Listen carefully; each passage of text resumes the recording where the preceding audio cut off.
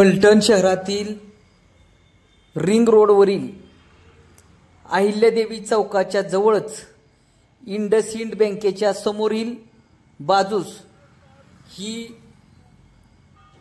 साधी बाबळ धोकादायक स्थितीत आहे। ही बाबळ कधीही कोणत्याही क्षणी वाहनांवरती पडून अपघात होण्याची शक्यता आहे।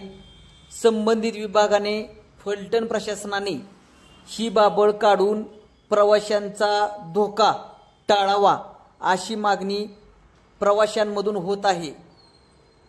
याबाबत लवकरात लवकर लक्ष घालून ही बाबळ काढण्यात यावी अशी मागणी प्रवाशांमधून होत आहे।